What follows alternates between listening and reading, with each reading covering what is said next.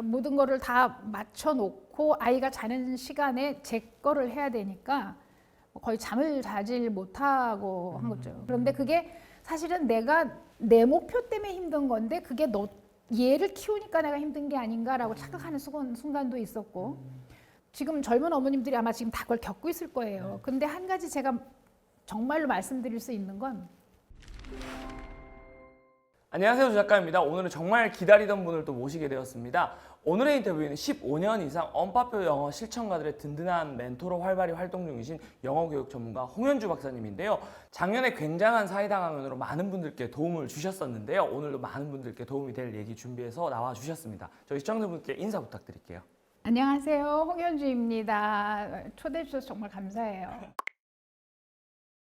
저는 언어학 박사예요. 공부는 언어학 박사를 했고, 기회가 닿아서 미국에서 이제 그 초등학교에서 일을 할 수 있는 기회가 있었습니다. 그래서 그때 이제 어린이 영어 쪽으로 공부를 좀 하고, 원어민으로 하는 아이들은 어떻게 영어를 습득하는가에 관심을 가지면서 그 중에 좋은 점을 우리 아이들에게 적용을 해보자라고 해서 그거를 이제 엄마표 영어라는 말이 붙게 됐어요. 언급결에 엄마표 영어 쪽에서 가방끈이 좀 길다는 이유로 엄마표 영어 쪽에서 이제 활동을 하게 됐는데, 그래서 이제 지난번에 강연에서 굉장히 많은 분들께 도움이 되는 이야기들을 해주셨어요. 네, 그래서 예전부터 되게 모시고 싶었는데 오늘 이렇게 또 귀하게 모시게 됐습니다. 그래서 이번에 이제 엄마의 내공으로 영어를 다시 시작합니다라는 책을 새로 내셨는데, 사실 저도 굉장히 기다리고 있던 책이었어요. 이제 이 책이 보니까 이제 영어 책이면서 동시에 엄마 독자들을 대상으로 하는 에세이더라고요. 그러니까 영어와 에세이가 결합된 그런 책이던데. 이게 기존의 책들, 특히 이제 박사님의 베스트셀러였던 그런 책들이 사실은 어린이 영어에 관련된 책이었고 실제 영어 표현들을 막 담은 책들이었는데, 이번엔 좀 대상도 컨셉도 되게 달라서 이게 좀 어떤 의도로 쓰여진 책인지, 어떤 책인지 설명을 해주시면 좋을 것 같아요. 실제 하는 사람들의 어떤 경험을 보면서 그냥 아이들만 영어를 배우는 게 아니라 어른도 할 수 있다라는 생각이 들고, 그렇다면 근데 항상 자신감은 없거든요. 본인들은 영어를 자신이 없어 해. 그래서 그렇다면 이미 알고 있는 이 영어 지식을 자기 삶과 굉장히 맞닿아 있는 거를 표현하도록 통로를 열어주면 어떨까라는 생각에서 그 아이들을 집에서 본인들이 이제 함께 아이들의 발전을 돕겠다면, 교사는 아니죠, 엄마가. 하면서 겪는 애환, 그런데 그거 외에 살아가면서 그 어떤 교육을 많이 받은 여성 혹은 자기의 전문 분야를 닦았던 여성이지만 경력이 단절되거나 아니면 그 경력을 추진하느라고 하는 고생, 거기에 이제 육아가 더해지니까 그런 사람들과 교류하다 보니까 그들을 위해서 내가 해줄 말이 있지 않을까. 왜냐하면 나도 거쳤으니까. 그런 생각에서 이런 책을 내게 됐습니다. 그럼 어떻게 보면 선배 부모로서 이 부모님들의 마음도 헤아려 주시면서 동시에 그 마음을 공감하는 걸 우리가 영어라는 수단으로 좀 해볼 수 있지 않을까, 이런 의도로 책을 써주신 것 같아요. 네, 그럼 이제 영어 교육 분야의 학자로서 또 교육 전문가로서 또 선배 부모로서 이제 우리 부모님들과 다양한 채널로 요새 소통을 하고 계시잖아요. 박사님 때와는 또 다른 세대이기 때문에 이제 결국 요즘 부모님들의 마음을 헤아리려면 우선 요즘 부모님들이 좀 어떤 마음을 가지고 계신지 우리가 이해를 하는 게 좀 필요할 것 같아요. 그런 점에서 이제 박사님 보시기에 요즘 부모님들은 어떤 것 같으신지, 과거와 또 어떤 점들이 좀 박사님 때 부모님들과는 또 다른 것 같은지. 제가 판단을 할 수 있는 기준은 제 윗세대들은 정말 생존을 위해서 사셨고, 그다음에 자식을 교육을 시키면 다 잘 먹고 살 수 있다라는 생각으로 살았다면, 그 이제 그 특혜를 누린 게 저희인데, 그러니까 저희는 여성 차별이 약간 극복된, 그러니까 여성한테도 다 대학 교육을 시키는 게 그래도 꽤 대도시라면 당연시됐던 시대라서 대학을 졸업하고 나면 여성들이 뭘 할 게 많을 줄 알았지만 기회가 없었어요. 그리고 여성이 직장 생활을 하면 정말 너무나 그 남자에 비해서 차별받는 게 당연시되던 세상이었고, 그런데 그건 우리는 참아야 된다고 생각했거든요. 저는 30년쯤 지났으면 그게 좀 바뀌었을 줄 알았어요. 그런데 여전히 그 무게는 같아요. 지금은 바깥 세상에서 여자도 똑같이 활동해라, 딸도 똑같이 교육시켜라 해서 기회가 다 열린 것처럼 보이지만 현실의 여성은 그렇지가 못해요. 특히 엄마들. 네. 지금은 거의 다 나갈 수 있다고 하는데도 삶은 고단한 거죠. 그러니까 기회를 놓쳤거나 기회를 육아로 인해서 멈췄더라도 자기가 받은 교육에 대한, 자기가 가졌던 꿈에 대한 거를 버릴 수가 없는 거예요.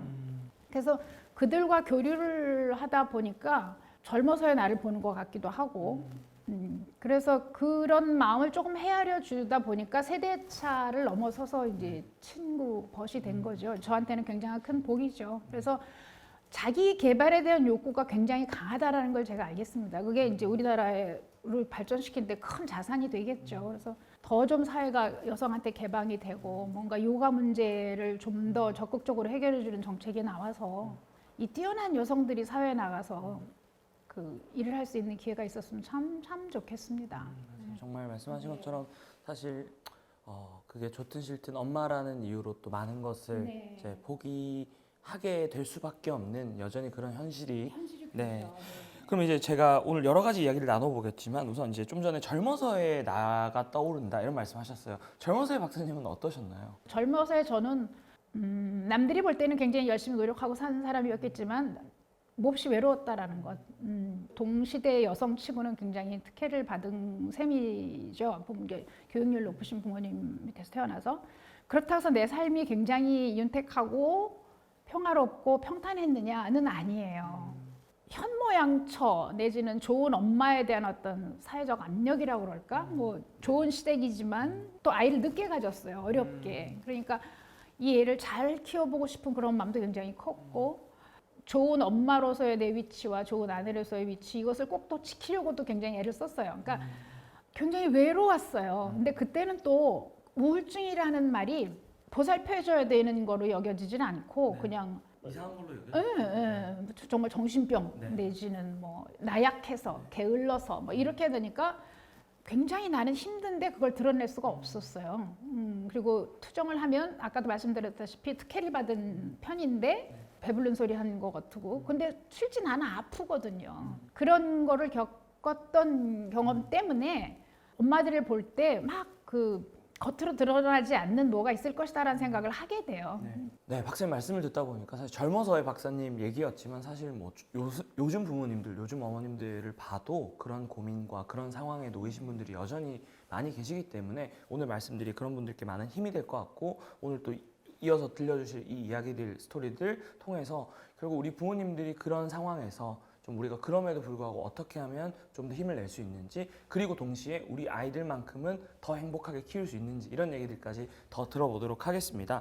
그러면 이제 사회적 존재로서의 박사님과 또 엄마 아내로서의 박사님 사이에서 많은 고민들을 하셨던 것 같아요. 그래서 저희가 아무래도 부모님들이 많이 보시는 채널이다 보니 우선 이제 엄마의 입장에서 이제 엄마로서 이제 자녀들을 키워 오셨잖아요. 그래서 이제 선생님께서는 박사님께서는 어떤 엄마셨던 것 같은지 어떤 엄마였을까? 그 굉장히 대답하기 어려운 거죠. 제 생에서 어떤 뭐 이렇게 목표하는 바가 있었다면 예를 들어 박사학위를 한다든가 아니면 뭐 책을 쓴다든가 뭐 집을 뭐 마련한다든가 이런 목표가 있지 않습니까? 사람이 살아가면서. 그런데 가장 최선을 다했던 목표가 아니었을까 싶어요. 다른 걸 다 내려놓으면서까지 유일하게 다 나를 다 포기하면서까지 매달려서 그 아이가 자기가 가야 되는 인생 행로를 가도록 도와줘야 되는 게 뭐 제가 할 수 있는 한은 최선을 다했죠. 했는데 왜 제가 대답하기가 어렵다고 하냐면 아이 입장에서 나를 어떤 부모로 생각했는가잖아요. 네. 자기는 다 최선을 다했다고 하지만 아이 입장에서 내가 어떤 엄마였느냐는 알 수가 없잖아요. 약간 그 엄한 사람이었을 거라는 생각은 제가 생각은 들어요. 왜냐하면 이제 자식이 하나라는 점 때문에 외동아들로 자라서 이렇게 버르장머리 없고 이러면 안 된다라는 강박 같은 걸 갖고 있었어요. 그래서 존댓말을 바르게 쓰도록 하는데 굉장히 뭐 애를 썼다거나 그게 이제 궁극적으로 성장해서 예의 바른 아이가 됐다는 것은 감사하지만 그 과정에서 걔가 그게 힘들지 않았을까라는 생각은 들어서 이제 아이 군대 갔을 때 편지로 제가 사과를 했습니다. 엄마가 너무 너한테 엄하게 했던 것 같다라는 사과 편지를 쓴 적이 있습니다. 그리고 지금 젊은 엄마들이 저와 같은 생각을 가진 사람이 많잖아요. 그러니까 반듯하게 보통 그 똑똑한 여성들이 사회에 누가 되지 않는 자식을 만들려고 하기 때문에 네. 본인이 그냥 바르게 행동하고 이렇게 뭐 책 읽고 얘기하고 그러면 되는데 그걸 너무 이렇게 선생님처럼 그렇게 하려고 했던 게 아닌가. 버르장머리 없는 아이들이 부모가 잘못 가르쳐서 그런 줄 알았어요. 그게 아닌데. 네. 내가 내 아이를 키워보니까 나는 바른 소리를 해도 지멋대로 나사 풀려서 돌아다니는데 이게 저는 근본적으로 아이들은 이 나사가 완전히 안 조여져서 나왔다고 생각하거든요. 나사 풀린 애가 그냥 하는 행동인데 부모가 잘못 가르쳐서 그렇다고 생각을 해서 그 전에 봤을 때 네. 그래서 내 아이는 저렇게 하면 안 되겠다는 생각 때문에 이제 갓 뭐 2돌 3돌 되는 애한테 이렇게 리스트를 적어가지고 이렇게 지금도 그 동영상이 있어요. 아이가 그 리스트를 줄줄 외워요. 글자를 읽지 못해도. 그런데 이제 그런 생각이 있는 사람이었으니까 자식한테 좀 엄하게 했죠. 그래서 그게 가장 후회스럽고요. 썩 굳이 그러지 않았어도 네, 비슷한 네, 결과가 나왔을 네, 것 같다라고 보시는 거죠. 내가 반듯하게 행동하고 남을 배려하는 모습을 보여주고 그러면은 그렇게까지 잘 안 해도 되는데 그랬구나라는 생각이 좀 들어요. 어찌 보면 막 그렇게 적극적인 훈육보다 롤모델로서의 모습이 훨씬 더 중요하다. 네. 알겠습니다. 그러면 제가 말씀을 들으면서 두 가지가 궁금한데 첫 번째는 그래서 아드님은 현재 본인의 삶에 본인이 커왔던 그 인생에 대해서 만족을 하는 것 같은가요? 말한 예를 들어 자식 얘기를 잘 안 하는데 일반적인 사례가 아니니까 일단 이 아이는 유복한 가정에서 자랐죠. 또 네. 부모가 굉장히 고학력이죠. 네. 또 유학을 갔죠. 그러니까 이제 일반적인 사례가 아니잖아요. 그래서 아이 얘기를 하지는 않는데 그래서 내가 아이를 잘 키웠다 이런 게 아니라 아이가 자기가 목표하는 거를 해냈어요. 27년 네. 사이에. 그러니까 자기가 군대에 갔을 때 관물대 뒤에다가 실리콘밸리에서 일을 하겠다. 하고 싶다라고 했는데 그걸 이루었거든요. 네. 근데 그 과정에서 제가 이렇게 간섭하고 도와줄 수 있는 것까지는 고등학교 때까지더라고요. 그런데 그것도 제가 아이와 관계를 잘 이루었기 때문에 고등학교 때까지 내가 참견을 할 수 있었던 것이고 대학을 가니까 제가 손을 놓을 수밖에 없어요. 그런데 가서도 본인이 스스로 선택해서 전공을 바꾸고 본인이 그 갈 길을 찾아서 이렇게 애를 쓰고 하면서 결국은 갔거든요. 그래서 그런 경험을 한번 했으니 자기가 결정을 하고 자기가 목표했던 바를 한 번은 일단 해봤으니 그게 밑거름이 돼서 앞으로 다른 어려운 일도 해낼 수 있지 않을까 해서 요즘은 조금 신뢰를 합니다.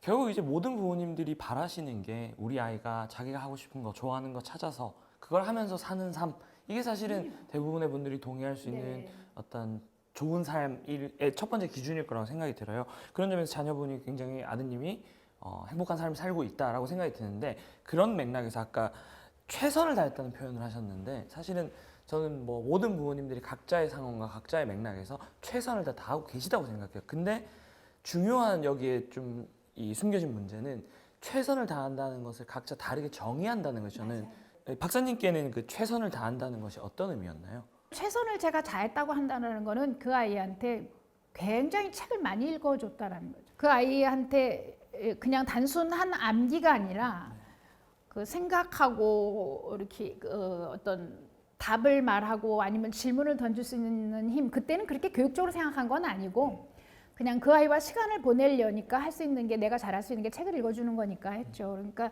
제가 아주 자주 써먹는 얘기라 제 제자들은 다 아는 얘기인데 이제 저녁을 먹고 식탁을 치우고 그 식탁에다 혼이불을 이렇게 펼치면 이 밑에가 텐트 같이 되잖아요. 그럼 이 텐트 밑으로 그 인형하고 스탠드하고 책을 갖고 들어와서 이 밑에서 같이 책을 읽는 거예요. 인형을 이렇게 여러 개 갖다 놓고 각각 목소리를 다 달리해서 같은 책을 읽어주는 거예요. 그럼 반복해서 듣는 게 되잖아요.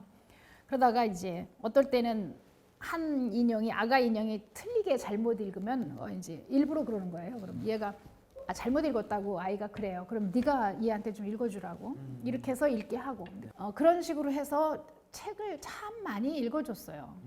그런 시간을 같이 머리를 맞대고 보낸 시간으로 해서 지금 이제 혼자 된 그러니까 말하자면 아이가 없는 나의 삶에 굉장한 행복한 그림자로 남았다라는 거. 그러니까 집안에 이렇게 세 식구가 공유할 수 있는 즐거운 스토리가 남아 있는 거죠.